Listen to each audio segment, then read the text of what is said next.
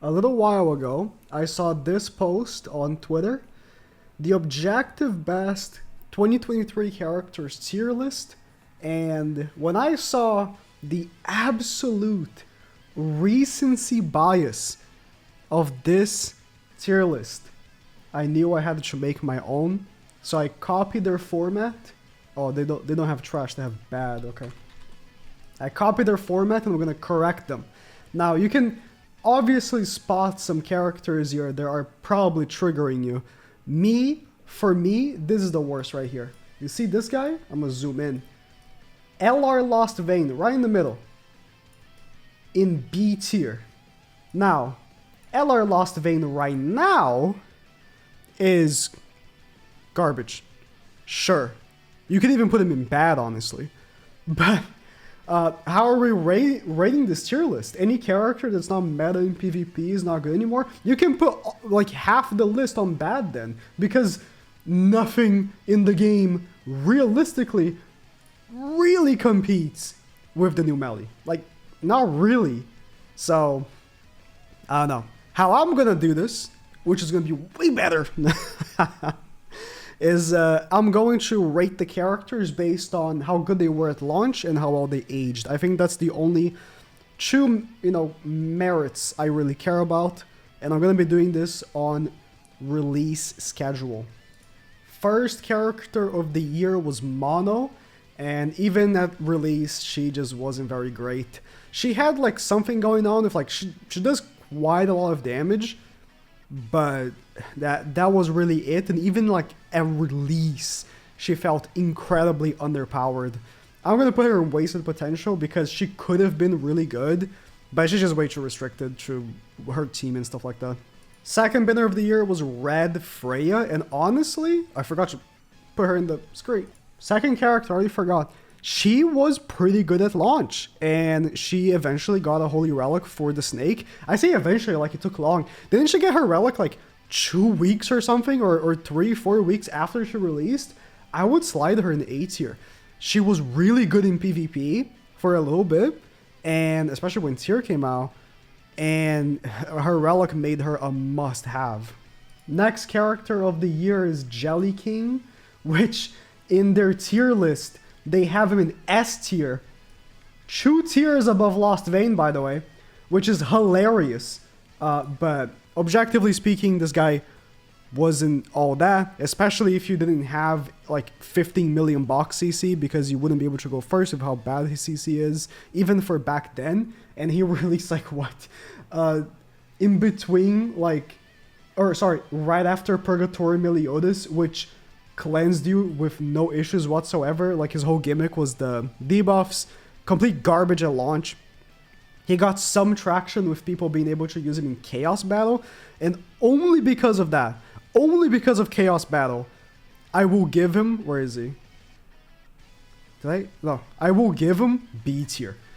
Only because of Chaos Battle. Because in Chaos Battle, like, he is often very good, but with a very big side note that you still need very high box CC for the character to be runnable. So, insanely overrated character for YouTubers, apparently. Mael is an unfortunate release because I really wish I could rank him SS, but I can't. I love him, but I have to be objective. Mael suffered some, like, tribulations. And he was meta for quite some time, so I'm still going to give him S.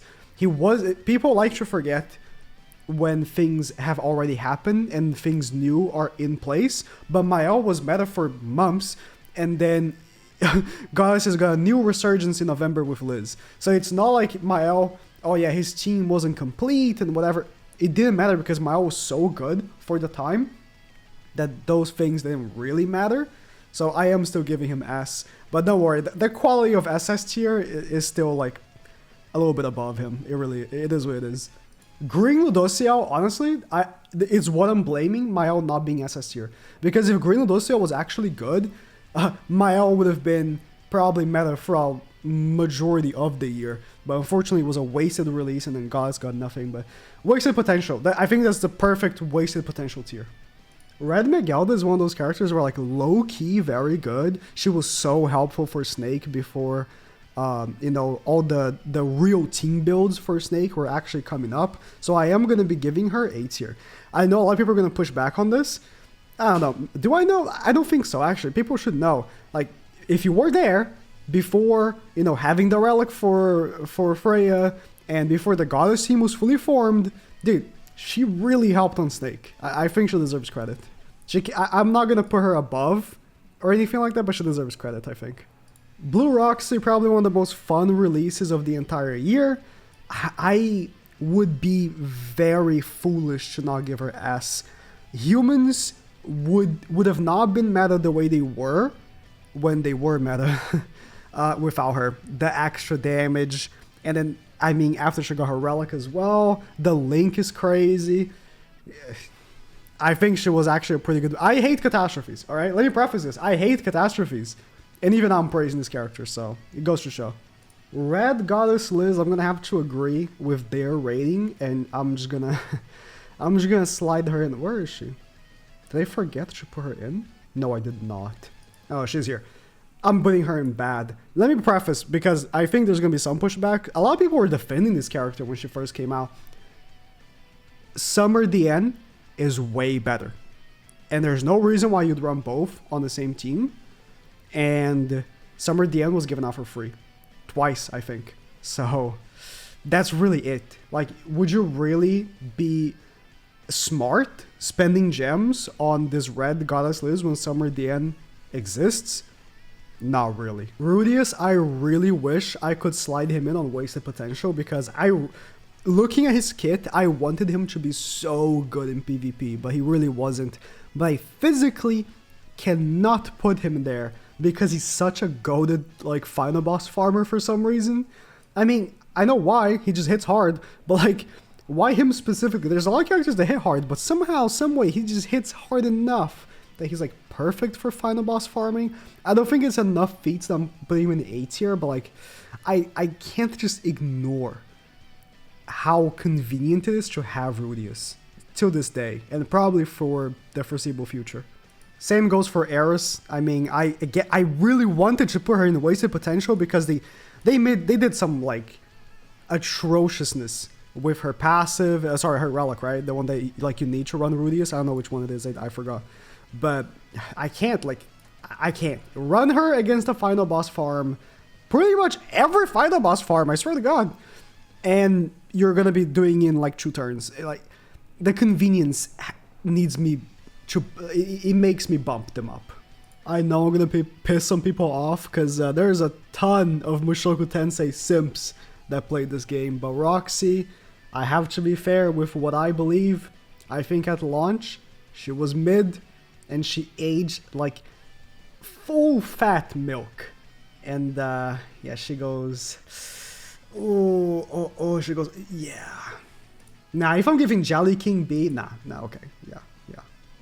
But Ghislaine, I think, it's not like she aged the best, but she definitely aged good enough that I'm like, okay, I think she deserves some credit for that, because she did come out like towards the beginning of the year, and she was still usable until recently. I think she deserves a decently high spot here. And also, she was like really good, so that also contributes. Blue Camilla is going to be insanely biased because I don't play Guild Boss at all. I don't even play for 6,000. I don't play Guild Boss. I don't like the game mode. It's too repetitive. It's the same thing for the past how many years? Okay, you can say the same thing for PvP, but not really. So I don't play the game mode. I don't like it. But I still have to recognize that she's used for something. So I am going to be giving her B tier because she's actually a very important character for that game mode. It's just the game mode, I personally think, should be revamped or even removed from the game. Now, removed is too much, but revamped would be nice. I don't value that game mode as much as some other people do, or may not. Some people probably hate it more than I do. Jenna. If this character wasn't on the list, because I'm looking at a list right here of releases, I would have completely forgotten.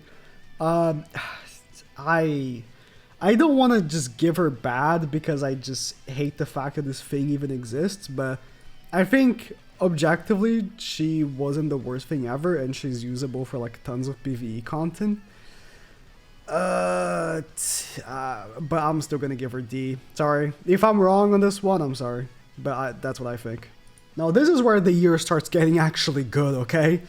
Anniversary Bond. Oh, you know, it wouldn't have been good if they didn't buff him, to be honest, you know. We did almost get another bad tier here. But Bond is an SS tier, transcendent character. All right, isn't he called Transcendent as well? I did not make that. I did not say that on purpose. If he is called that, in any case, insane character. Don't need to say much more about that. Then we have Green Excalibur Arthur. Where did they put him on the list? A tier. I don't think that that's horrible, but I would say that for how good he is throughout the game, he deserves at least S. Obviously, he's meta for humans, but you know, when humans were meta, you could run him for sure. But mainly I'm thinking, dude, Demon King battle, you know, the Demon King game mode and other things where his passive is super usable. And then you have Hero Arena, you know, this guy is just so well made, so well designed. Next banner unit here, we have Tristan. And, you know, I really want to put him in Wasted Potential because I think they could have done things very differently with this character, but after the dust settled and he actually became a very good back unit for Goddess, I think he does deserve at least A tier. Definitely not an amazing character, but good enough that he's the best back unit for Goddess, so that's something. Don't think I forgot, I left the LR to the end here. LR Lost Vein. I put at the end of the anniversary slot because Tristan was part 2 for anniversary.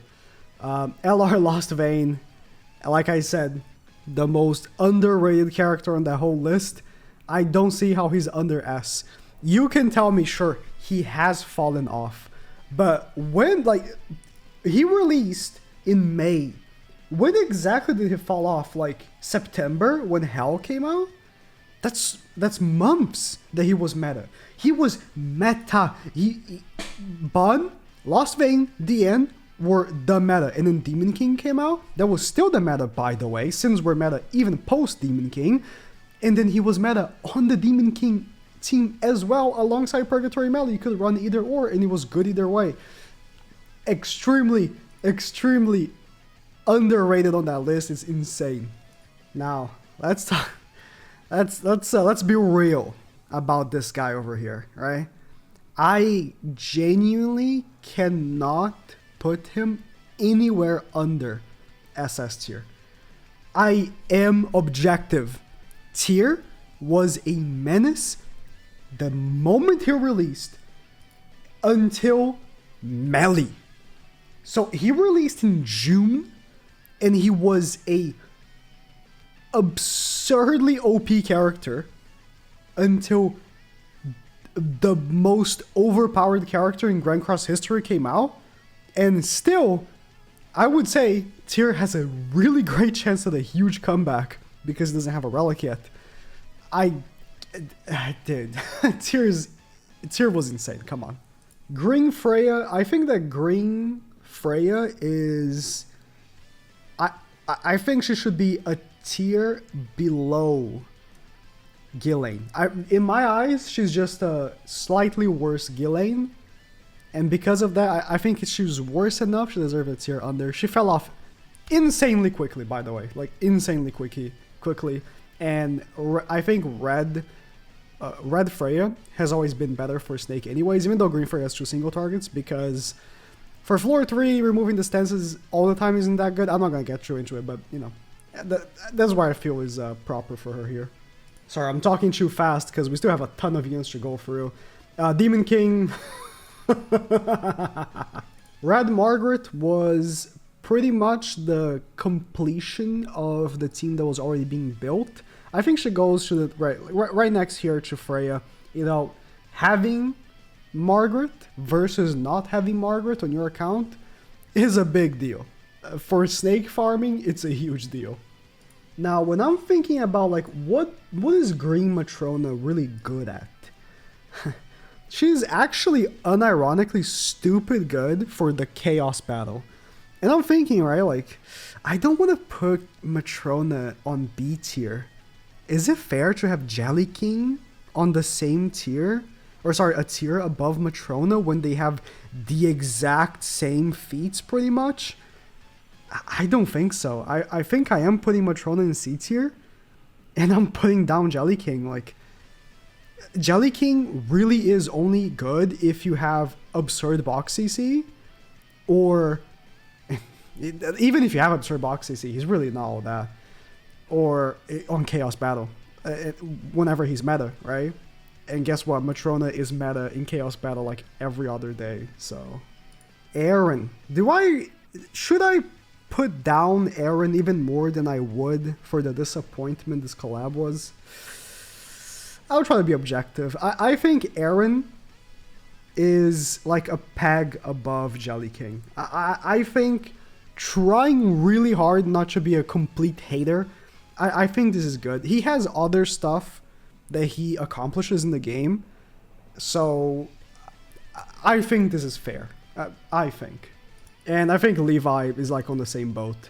Even though, in my opinion, Levi is like a superior character in design, I think them both together here makes sense.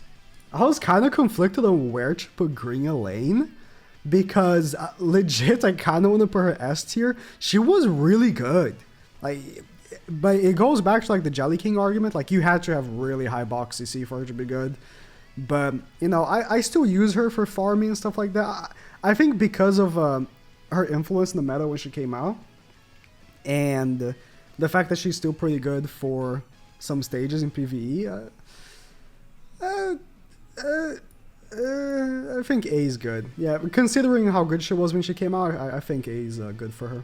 Sorry, I skipped over LR Ascanor because he's not on the list that I'm looking at, and I forgot what month exactly he came out. So I skipped. It's just a few. It's just a few characters I put above him, or sorry, in front of him. I think LR Ascanor is like sitting right here with LR Melly. It's a character that is very good, but unfortunately, he's limited by something. And the way that LR Lost Vein is limited is by the fact that he's called Meliodas. Like, any new festival Meliodas that comes out would be better than him, and that's exactly what happened. With Ascanor, his passive is insanely limiting, and I think that's, you know, unfortunate, but he's still very good. Very good. Okay, so Hell. I despise this character. The very concept of this character infuriates me. The fact that they actually give us a Ragnarok festival and it's just so shit. Garbage. I hate this character. But I am objective. If unknowns make a comeback, I do not believe she's going to be off the team. And for that, I'm giving her the tier. Like, she made unknowns meta, and without her, even with tier, and even with Albedo, which I'm about to rank as well, I do not think unknowns would have had the same impact. But, like, not even close. Like, she's really good still. It's just Melly's way better because it's Melly. But if unknowns get like another festival, tier comes off the team before she does. If that makes sense. I think that's enough. This Halloween Merlin is very, very mid. Very mid. Alright, now I think this is gonna be the one that could get a lot of people very mad at me.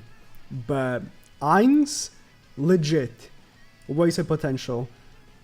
Not even, don't argue. Like, the whole 6-6 ult thing, I really, genuinely, really hope they stop this bullshit. Because this ruined the character. Ruined the character. And, yeah, if you have him 6-6, oh, they ruined for me. It ruined for majority of the player base, which is horrible. So, it is, in my opinion, huge waste of potential on this character. Albedo, I have to put her in SS tier. Listen, she's gonna be relevant for a long time. All right, she will, and she's meta for the current, I would say, hardest PvE activity, the Demon King fight. So, Shaw tier, I'm gonna have to warn you. I might trigger you if you're a fan of Charlotte here. I think she's so overrated. Legit, I'm expressing my opinion. I think she's insanely overrated, and you can have clips of her hitting hard. That means jack shit, in my opinion. Aaron can have a clip hitting hard. Jelly King, same thing. When it comes down to it, she wasn't really all that. My Lord Cocytus, they put him in D tier. Absurdity. The gall. This guy is so good for freaking Demon King. The hardest, in my opinion, hardest PvE activity in the game, and he's so good for it. Like I've been putting characters that are only good for PvE in A tier, and I'm putting him right here. I would even put him S tier, dude. I won't, because I think that's not fair. But come on, not D tier. Greyhawk and Oslo. It's really tough. Like, really, really tough to rate LR Margaret, because objectively speaking, I can't give her a bad rating, because, like, yeah, it wasn't improved very much, but the character itself is good. So, like, what am I supposed to do here? Like, the passive didn't improve that much. Like, okay, you get more crit chance, more crit damage. Oh, do you have crit chance? Yeah, crit chance as well. Sure. But, like, was it really that big of a change? Not really.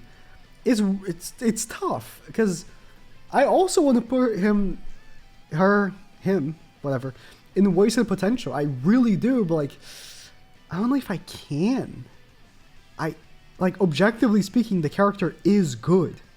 So, like, what am I supposed to do here? I'm putting an ass, but, like, people might just skip to the end and be like concerned about this, because, well, yeah, he's a character that barely changed, but, like, the character is still good. So, like, I don't know, what am I supposed to do?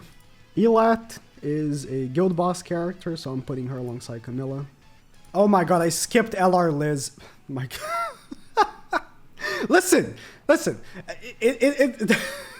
Whatever.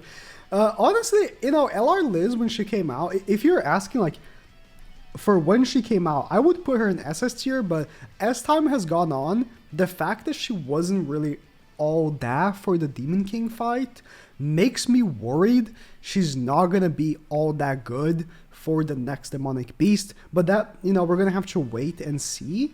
For now, I'm putting her in S tier, but we'll see. Maybe, you know, this might end up being wrong once the new Demon King fight comes out. But, like, I think they're gonna, you know, heavily put stuff in there to mess her up. That would be what I think. Going for back-to-back Liz's, I really don't know here, and not because I don't know how good the character is. It's just, like, it's another situation with Ainz. Like, yeah, the character is really good, but there's this, like, cloud on top of the character. It's like raining on top of it. If you don't have her 6/6, you're missing out on so many turns of revive and damage reduction just because you don't have the character 6/6. I would love to put her SS tier, but also the fact that, like, she was a November festival, which means you were not dumping all your gems on it. Like, if you had a conscience at all, you were saving for December festival. I will still give her S tier. I think the fact that she fell off really quickly doesn't help. She's so good. I can't. She's so good. But you need her 6/6. I'm sorry. I'm leaving her there. Rad Roxy. She's wasted potential. Come on, dude. Humans need a back unit, and you give me Rad Roxy.